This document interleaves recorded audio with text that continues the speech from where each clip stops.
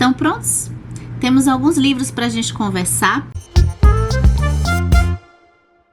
Vou falar com vocês algumas leituras que eu andei finalizando e vou falar também sobre algumas em andamento. E puxa vida, eu nunca pensei neste canal que eu fosse falar mal de livro. Mal assim, livro ruim. Tá, vocês vão entender, vai ficar para a parte final, a parte de que eu vou falar dos livros que eu estou lendo. E vamos embora começar. Eu vou começar com mais uma excelente experiência, bem sucedida. Acho que já dá para fazer um novo vídeo sobre escutar livros. E a experiência de escutar e ler, eu vou explicar direitinho como eu tô fazendo. Geralmente eu vejo que as pessoas escutam ou então escutam lendo. Eu escuto e leio depois, mas depois a gente fala em outro vídeo. Então, mais que nem o palhaço psicanalista, que foi assim. Então, cada vez mais, eu acho que até a sensação que eu tenho, eu tô conseguindo escutar e aproveitar a escuta de livros, acho que cada vez mais. Essa forma de escuta aqui é aquela escuta que eu também vou lendo, então ainda fixa ainda mais, porque são livros que eu tô gostando demais. E eu tô falando, que surpresa maravilhosa foi conhecer a Anna Sui. Ela já tava bombando por aí, mas até então eu não tinha instigado a vontade de conhecer o trabalho dela. E eu li acho que é o mais famoso, A Gente Mira no Amor e Acerta na Solidão. E o que a Anna Sui faz nesse livro é aquilo que geralmente eu gosto bastante. É o tipo de coisa que me traz assim uma espécie de catarse enquanto eu tô ouvindo, enquanto eu tô lendo. Porque ela traz assuntos de alta complexidade de uma forma totalmente acessível. Ela vai falar de psicanálise no final das contas, mas peraí, você que não gosta de psicanálise, fica tranquila, fica tranquilo, porque dê a chance para esse livro aqui, porque ela vai fazer isso de uma forma muito acessível até para quem não entende nada do tema da psicanálise. Ela vai tratar o tema do amor e a grande sacada dela é associar, veja, amor aqui é como a gente, quem tá no canal já sabe, a gente conversa sempre assim, o amor aqui, assim como aqui no canal, a gente sempre amplia para além do amor romântico, né? Ela vai falar das relações de afeto, estão incluídas aqui a amizade, amor mãe e filho, o amor mais no sentido religioso e claro também o amor romântico, o amor erótico. Só que ela vai trazer toda essa análise em que ela percebeu uma conexão com o tema da solidão, e todas essas conexões que ela faz, na minha opinião, no meu repertório, são inéditas, e por isso eu acho um livro brilhante. Continuamos com não ficção. Vocês vão perceber que eu ando devorando os livros de não ficção. A ficção tem aqui, mas ficou um pouquinho de lado esse período. Teve um período aí de Olimpíadas que eu li bem pouco, acho que eu ficava lendo só não ficção mesmo. E aí, gente, Humberto Eco, eu tenho esse livro já há algum tempo aqui em casa, que é um livro de ensaios do famoso Humberto Eco, o famoso autor de O Nome da Rosa, que eu preciso criar um espaço no tempo de leituras para ler. Eu já tenho o livro aqui. E eu peguei os ensaios. Na verdade, eu sou uma apaixonada pelo Humberto Eco por conta do livro, que é um dos livros da minha vida, que é o História da Beleza. Deixa eu pegar ele aqui para vocês lembrarem. Aqui, o História da Beleza. Eu tenho tanta vontade de fazer uma série de vídeos aqui no canal, mas eu acho que é um livro que não tem tanta gente que se interessa. Ele faz um passeio na arte e também na filosofia para pensar o tema do que é o belo e se a beleza mudou no decorrer da história. O gosto estético das pessoas mudou. Por alguma razão que eu não me lembro mais qual, eu comprei aqui os ensaios dele e, claro, sempre é uma maravilha ler o Humberto Eco, que no título, né, o ensaio principal é esse Construir o Inimigo, em que ele começa a partir de uma um deslocamento de táxi, em que ele é questionado qual é o inimigo da Itália, né? Qual é o inimigo do seu país, e ele começa a perceber que naquele momento seu país não tinha inimigos, e ele começa a refletir sobre o tema da produção de inimigos e da construção de inimigos sobre forma de fortalecer fortalecer um povo, um grupo ou uma nação, e essa nação tanto ter quem lutar e também ter quem superar.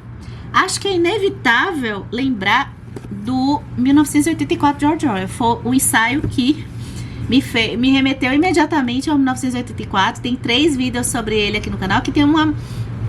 Eu não me lembro qual dos 3 vídeos, mas aqui o tema da construção do inimigo é colocado nesse sentido de se ter...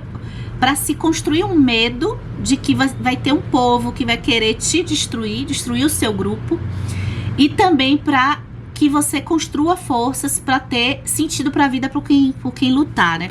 Só que o Construir o Inimigo do Humberto Eco, ele tem outros ensaios por demais interessantes também. O meu preferido que eu quero trazer aqui, o Construir o Inimigo é legal, mas é um que se chama Absoluto e Relativo. Ele vai dissecar os conceitos de absoluto e relativo. Eu ainda quero trazer aqui no canal esse tema, porque esse vídeo tem tantos livros que não vale a pena adentrar tanto nesse.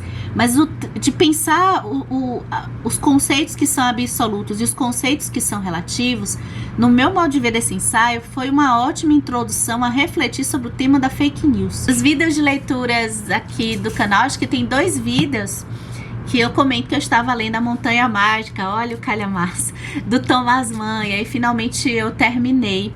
Ou seja, eu levei um bom tempo. Eu comecei em abril, que eu tava de férias, e aí,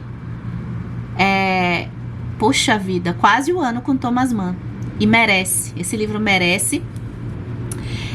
Passar por essa jornada da Montanha Mágica foi simplesmente transformadora. Todas as expectativas que eram altíssimas foram atendidas. Vocês vão poder conferir, dar uma olhada se já saiu, porque eu não tô aqui muito com a programação do canal, mas a gente já falou sobre alguns temas, enquanto eu ainda tava lendo, eu tava da metade pro final, que são temas assim, poxa, incríveis: o tempo, a morte, a doença. Assim como a gente vai fazer um vídeo sobre a política, porque a política aqui é muito forte. O tema da política no sentido do... passando aqui pelo liberal conservador, esses conceitos que às vezes eu me atrapalho um pouco. Eu pude aprender muito aqui e até ler outros textos. Eu li também um discurso do Thomas Mann que fala como que ele pensa também a narrativa. É um texto muito bonito também, ler A Montanha Mágica. Tem descrições assim. Tem uma passagem mais pro final que se passa numa parte de neve, de frio, que eu tô vivendo esse frio até hoje.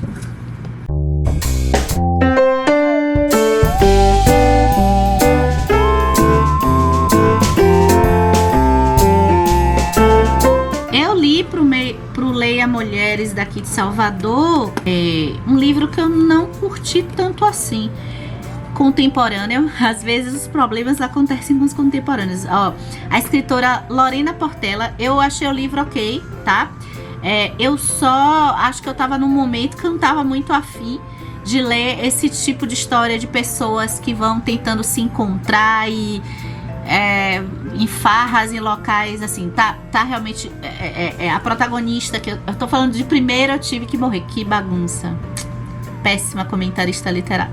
Primeiro Eu Tive Que Morrer, de Lorena Portela. Olha, a gente tem uma história de uma protagonista que tá, assim, ela passa pelo tal burnout, ela é exigida muito no trabalho, ela sofre situações complicadas no trabalho também, e dá um tempo pra encontrar uma pessoa que ela já tinha encontrado há muito tempo. Ela sente assim que talvez tivesse até um sentimento amoroso por essa pessoa.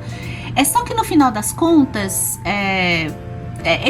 o começo do livro tem esse encontro, então ela vai para um pouco de relaxamento, né? De passar um tempo enfarreando, curtindo a vida, curtindo uma vida mais hedonista, um pouco Dorian Gray talvez, né? E aí, só que a questão toda é porque eu acho que eu não tive muita paciência para personagem, as reflexões, ela demora para perceber coisas interessantes, né, para fazer reflexões interessantes da própria vida. Bem, eu estou aqui chateada porque eu não encontrei esse livro. Eu recebi já, acho que algumas vezes, elogios, assim, especialmente nos vlogs de algumas pessoas. Vocês são maravilhosos, vocês me elogiam.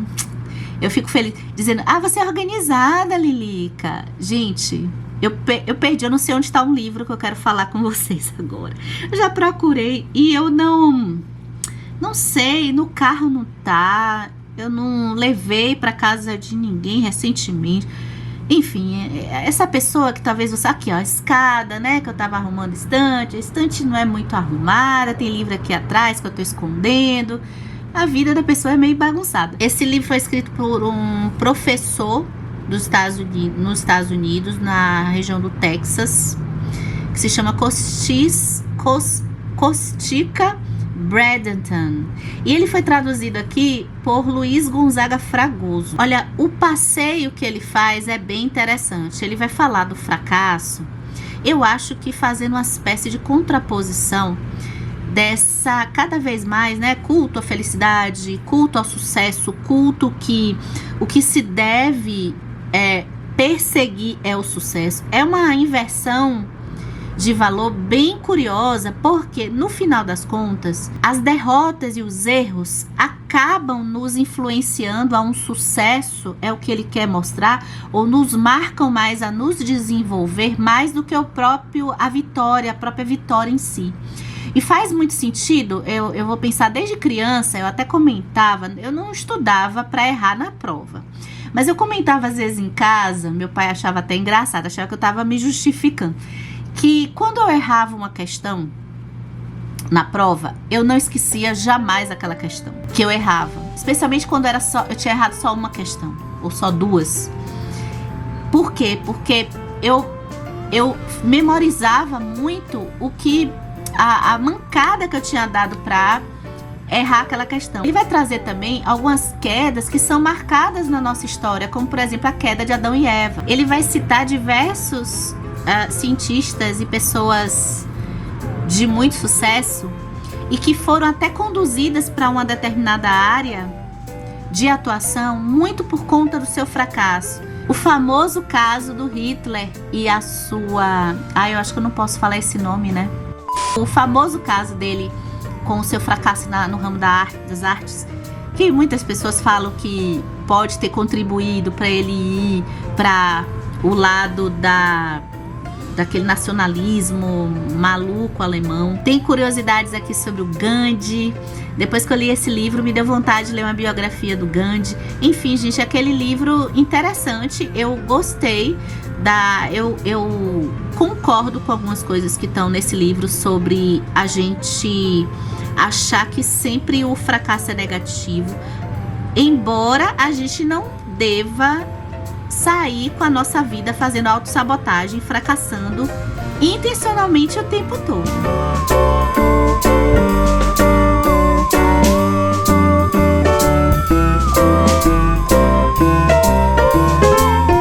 Gente, vamos para... Vocês querem ficção, não ficção? Vamos intercalar? Vai ter que ser 2 de não ficção, tá? Olha, eu nunca tinha lido Biologia misturada com Tecnologia. Maneiras de Ser, de James Bridle. O inglês jornalista, ele é aficionado por tecnologia e apaixonado por biologia. A indignação dele com a tecnologia é, em sua opinião, o fato da tecnologia ter um avanço, muito entre aspas, porque ele não acha que é avanço de jeito nenhum, baseada na reprodução das capacidades humanas. A premissa desse livro foi uma explosão de cabeça para mim. Por quê? Ele diz que ele vai muito na linha do Graeber, tá? Daquele livro do A Nova História da Humanidade. Os famosos, né? Aqueles famosos Graeber, David. E que a gente tem a ideia de que o progresso tecnológico, o avanço de recursos e tecnologia é necessariamente bom e desenvolve nós como seres humanos. E ele vai nessa linha porque é uma balela isso, na opinião dele. Eu concordo em parte, porque eu concordo, aliás, totalmente. Uma coisa é fato, o ser humano, ele se entende centro do universo, entende que ele é a espécie mais desenvolvida, que é a espécie, claro, é a espécie que domina em parte sim, mas ele despreza as relações existentes entre fauna, flora na própria natureza. Relações que podem ter uma complexidade, uma forma de funcionamento que é diferente da forma humana e que o ser humano não quer explorar, não quer entender. Gente, eu recomendo muito esse livro para pessoas curiosas. Eu ainda quero trazer em algum momento algumas partes aqui para a gente conversar, para adentrar em algumas leituras. Eu acho a visão de mundo dele muito interessante. Eu acho que a gente já tá numa época que é bacana a gente perceber, repensar todo esse aprimoramento da técnica de uma forma mais crítica em todas as áreas, né? Nada de ficar com discurso, pelo amor de Deus, extrema-direita, de ser contra a ciência. Não é isso. Aliás, ele passa longe desse tipo de discurso. Pelo menos eu não percebi. A gente precisa pensar de forma crítica. O próprio, desde o surgimento ali do iluminismo, dessa coisa da razão e o auge do ser humano e aprimoramento da humanidade por causa da tecnologia, e que todos os pensamentos científicos até agora são sinônimos de progresso, tá? E eu vou para um livro que, nossa senhora, o que é isso? É um livro que eu fiquei pensando, por que eu não li há mais tempo? Por quê? Porque eu não sabia que esse livro tinha relação com religião, com a Bíblia. Se eu soubesse que tinha relação com a Bíblia, A Paixão Segundo GH. O que é isso, gente? Que livro? Gente, eu comento aqui que eu nunca tive... Tem alguns contos ali de Clarice, se eu não me engano, acho que é o Búfalo. É dela ou da Lídia? É dela. O Búfalo é um conto incrível, enfim. Eu já tive umas relações com Clarice boas, mas assim, eu ainda queria sentir essa coisa, como eu sinto com Dostoiévski, por exemplo, e aqui eu consegui. A Paixão Segundo GH é um espetáculo. Eu fiquei de boca aberta a leitura inteira. Uma mulher resolve fazer uma limpeza no quarto da empregada. A empregada, acho que de forma recente, saiu desse trabalho da casa dela, e ela tem ali um dia bem ocioso, sozinha em casa, e fazendo essa espécie de faxina, ela tem uma epifania sobre sua condição, sobre a sua própria vida, uma reflexão sobre a própria condição daquele quarto, o significado daquele quarto de empregada. E o negócio vai por um caminho. A Paixão Segundo GH, eu nunca tinha parado para pensar sobre isso, meu Deus do céu. Paixão Segundo GH tem toda a parte simbólica com o Evangelho segundo Jesus Cristo. A Paixão Segundo Jesus Cristo. A paixão vai ser GH. Só que a personagem se intitula G.H. Várias passagens da Bíblia são reproduzidas. Eu não sou uma leitora da Bíblia, mas como eu frequentei muitas missas, né, tem coisas que ficam guardadas. Eu li esse livro por causa do clube do INEF. Vou deixar aqui nos comentários, vou deixar aqui no box de informações, perdão. É o clube que eu tô fazendo pelo primeiro ano. É um clube que funciona muito como estudo de filosofia. E a gente está estudando vários trechos, alguns livros. A gente já passou pelo Livro das Religiões, do Joyce Garter, que é o autor de Mundo de Sofia. Tudo para chegar no Confissões do Santo Agostinho, que ainda está aqui no plástico, mas daqui a pouco já vou abrir para começar a minha leitura.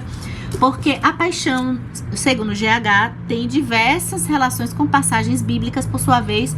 Vai ter também, eu vou chegar lá, as relações com Confissões do Santo Agostinho. Eu já vou dando spoiler que esse livro vai estar na lista de melhores do ano, com certeza. E ouvi um livro também que se chama Cartas a um Jovem Terapeuta, do Contardo Caligares, um psicanalista tão renomado que foi intelectual público desde ali da década de 90, talvez até antes. Eu pude conhecê-lo por causa da Folha de São Paulo, que ele escrevia semanalmente.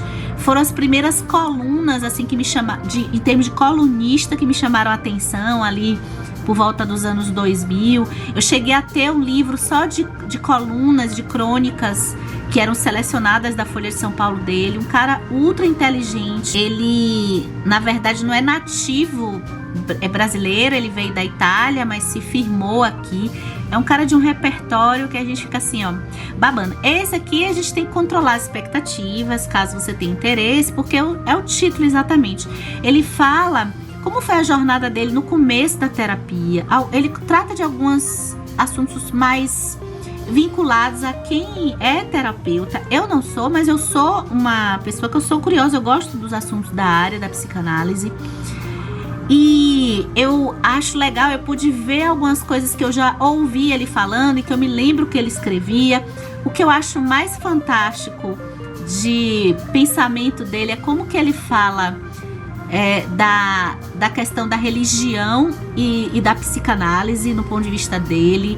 O quanto que deve existir assim, um respeito, ao mesmo tempo um cuidado para que, tanto para a pessoa não sair, não se desgarrar totalmente de algo moralmente, de comportamento religioso, que foi imposto por alguma religião que a pessoa segue, para que a pessoa consiga caminhar com as próprias pernas. Então, no ponto de vista dele, a psicanálise acaba, esse trabalho de um terapeuta com alguém, acaba colocando essa pessoa muito... A intenção é colocá-la independente. Outra escuta que eu já tô esperando meu livro chegar, porque eu preciso, é Coraline, do Neil Gaiman. Que história mais gostosa, que combina tanto com Cartas a um Jovem Terapeuta, porque Coraline é uma história psicanalítica do começo ao fim. É a história de uma menina que tem os pais, assim, é uma história infanto-juvenil, tá? Mas é uma história um pouquinho de terror. E que é uma menina que tá num local que tem assim uma espécie ali de vizinhança, tem pessoas que moram na casa em cima, na casa embaixo, mas ela tá se sentindo assim sozinha, ela não tem com quem brincar, ela quer conversar com a mãe tá ocupada. Ela quer conversar com o pai tá ocupado.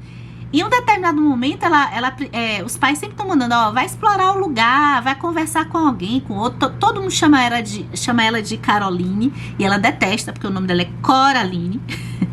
Até que ela tem uns espaços que são um pouco secretos ali naquele local, naquela casa. E ela vai explorando aqueles espaços, ela vai encontrando outras pessoas não tão luminosas assim, que se parecem muito com seus pais, mas estão loucos pelo amor de Coraline. Querem fazer tudo e querem se dedicar exclusivamente a Coraline. Será que isso é legal? Um livro de memórias um pouco diferente. Eu peguei sobre fotografia e memória, Imagens Imóveis, de Janet Malcolm. A escritora é conhecida por um livro que eu não li, que se chama O Jornalista e o Assassino. Ela se colocou pra mim, na época, não me lembro como, mas como uma espécie de Susan Sontag, John Didion, e eu fui conhecer, e foi uma boa porta de entrada. Ela fala um pouco das memórias por meio das fotos, as memórias da vida dela, vai indo assim na vida dela, mas são textos muito curtos, eu acho que não deu ainda um impacto.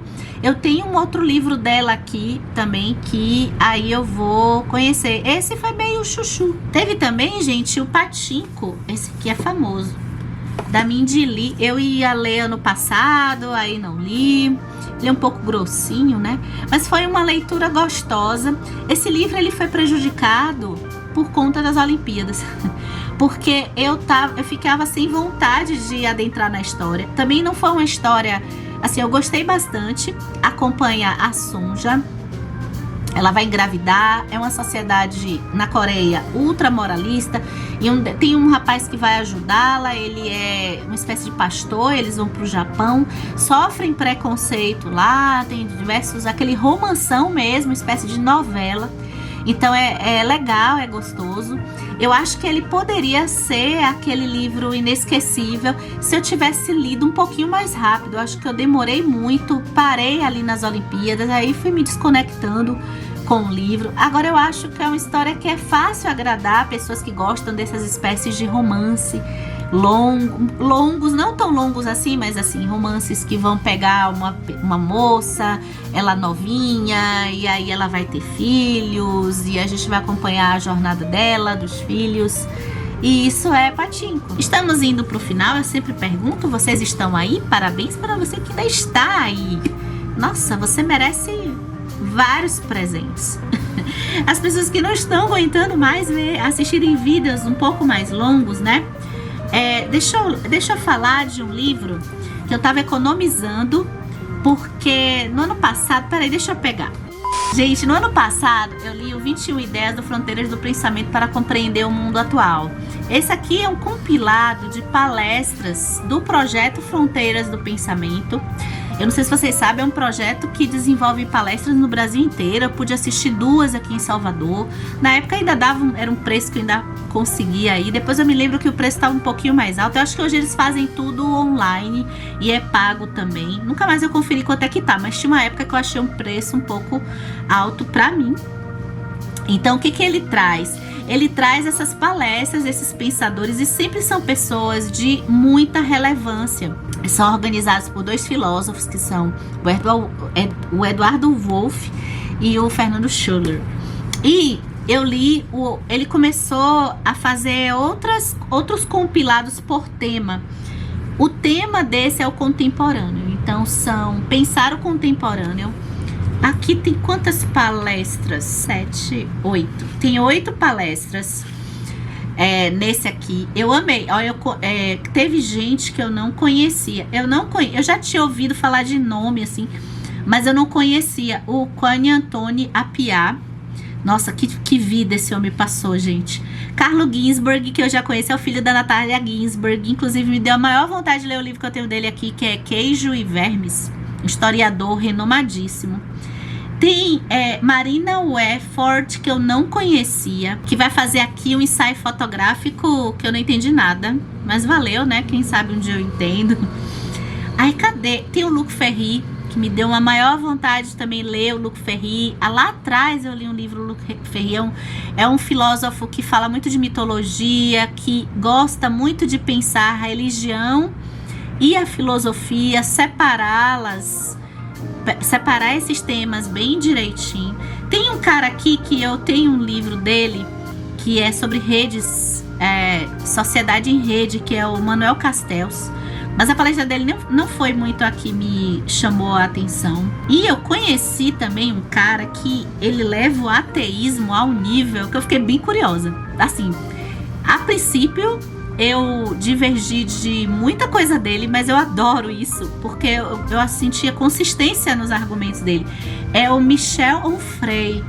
Eu não sei se fala assim, porque ele é francês. Vocês já ouviram falar? Gente, aqui é o tipo de compilado. Procura se ainda tá vendendo esse livro. Esse é um tipo de compilado bacana pra gente conhecer ideias bem tangenciais, tá? Que não tem nada aprofundado, mas para depois a gente procurar livros desses escritores se a gente se interessar.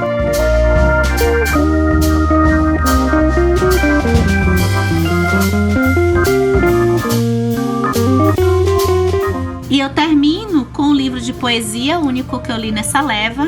Tô precisando ler mais poesia, hein? Que é o Retrato do Artista Quando Coisa, do meu querido.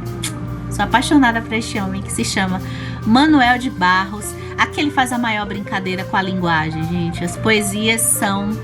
Primeiro que o Retrato do Artista Quando Coisa, ele tá falando do James Joyce, que tem um livro que se chama Retrato do Artista Quando Jovem.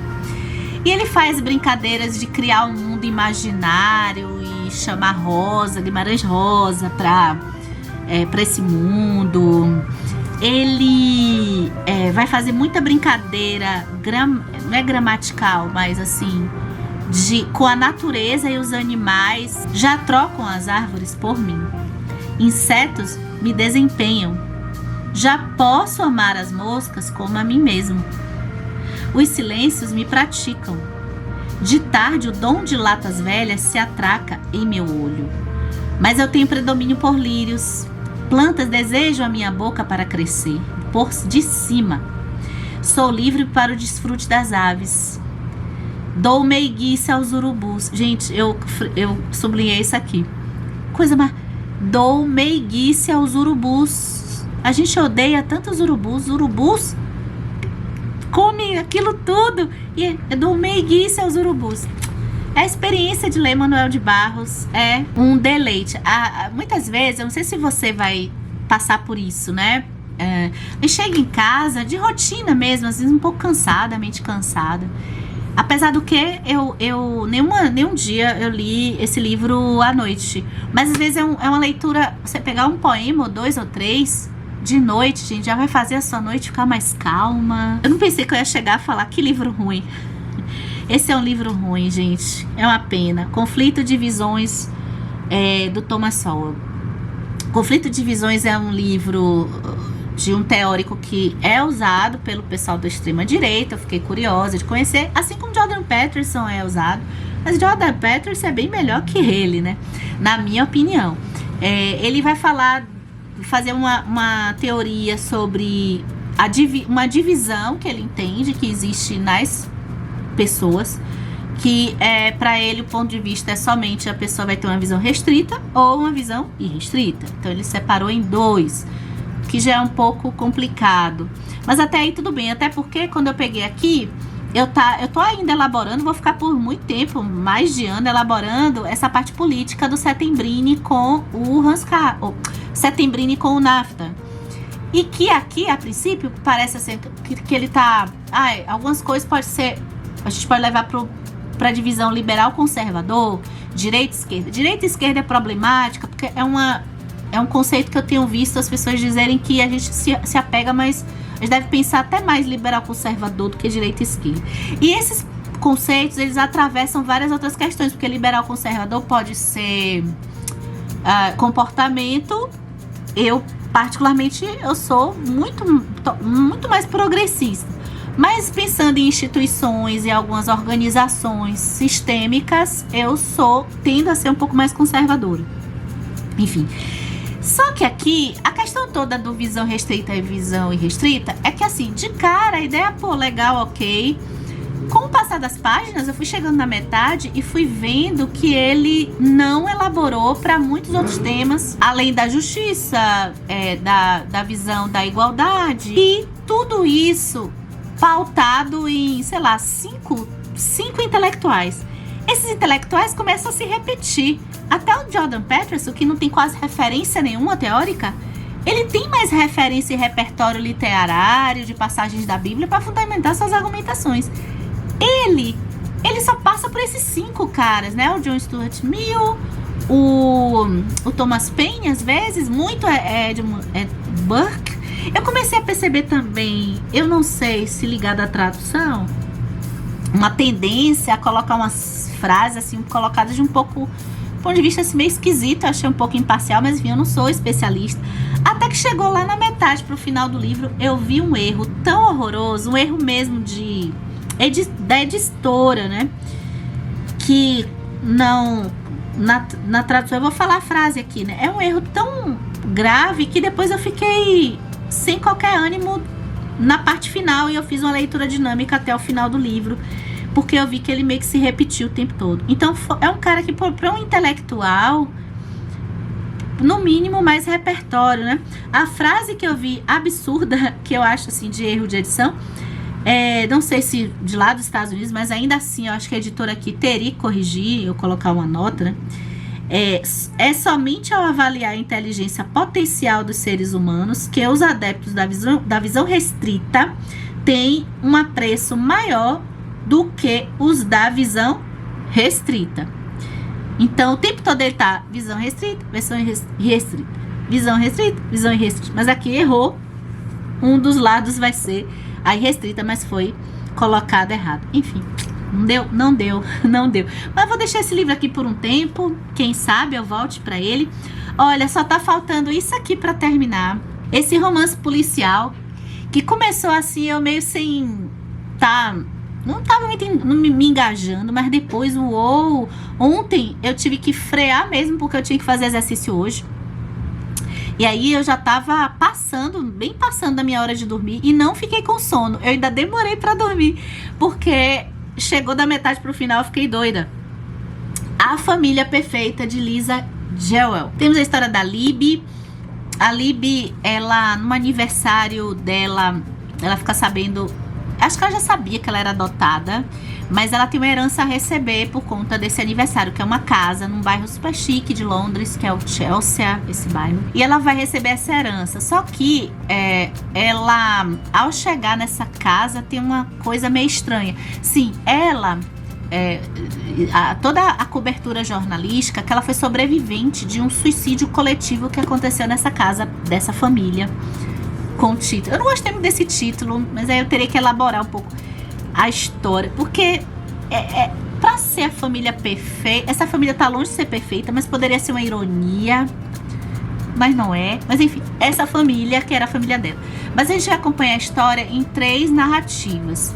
Tem uma outra narrativa que é ao mesmo tempo dessa, da Libby, que é de uma moça que se chama Lucy e que tá na França, e a gente sabe que ela é de origem inglesa, possivelmente a gente tem que descobrir, fez parte aqui dessa família de alguma forma, e ela tá passando por uma situação de morar na rua, de dormir na rua, extrema pobreza e miséria. Ela tem um filho e uma filha, e também ela foi vítima de um marido abusivo. Inclusive, esse livro, ele tem violência sexual. É um aviso, né? Importante. E, ao mesmo tempo, a gente vai acompanhar uma carta de um rapaz chamado Harry, que vai contar o que aconteceu com a sua família, assim, passo a passo, voltando no tempo. A família acaba recebendo uma outra de visita, essas pessoas vão ficando, e o que aconteceu com essa família. E aí as coisas vão se encaixar. A estrutura é legal, eu comecei bem perdida esse livro, mas depois eu fui me engajando. Eu só acho que esse é um livro que nem aconteceu com A Empregada, aquele bem famoso, que é o tipo de livro que ainda bem que eu consegui não ficar pensando muito detalhe do enredo, porque eu acho que se eu parasse muito pra pensar, pode ser que eu encontrasse algumas incoerências, porque umas coisas assim meio, meu Deus, como alguém pode permitir? Às vezes a gente fica pensando, mas a pessoa fez isso mesmo? Isso aconteceu? Mas por que essa pessoa não fez nada? Enfim, então não dá pra ficar pensando muito. Então a leitura tá sendo prazerosa e já tá aqui bem, só falta mesmo as revelações, já tem bastante revelações aqui, falta finalizar, e acho que foi daquele policial que eu gosto, tá? E temos mais 2 livros em andamento. Um é o da Rosa Monteiro, que é O Perigo de Estar Lúcida. Essa mulher é incrível, gente. Eu li A Louca da Casa. Eu tenho que procurar onde tá o meu. Acho que tá lá em cima, normal. E eu acho fenomenal a Rosa Monteiro. Eu tô em falta para ler mais coisas dela. Eu preciso comprar mais livros dela. Eu não quis ler aquele da Marie Curie. Eu não sei porque eu não me interessei por aquela temática, mas a Rosa Monteiro é demais. Ela fala sobre a lucidez, ela pesquisa muito sobre a parte neurológica, as doenças mentais. Ela faz aqui, eu tô aqui, ó, no comecinho. Ela tá bem aqui ainda no começo, na página 93.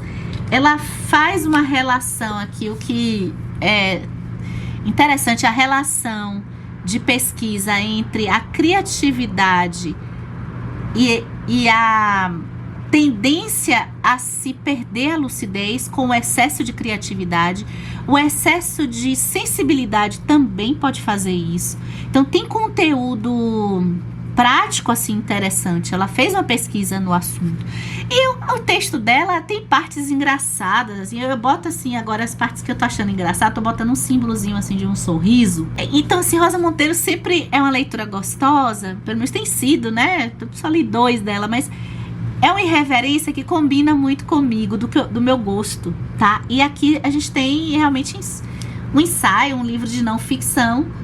São vários ensaios sobre o tema, orbitando aí o tema da lucidez. E comecei agora há pouco, praticamente eu não tenho nada para falar, um Bauman, porque tava com vontade de ler um Bauman.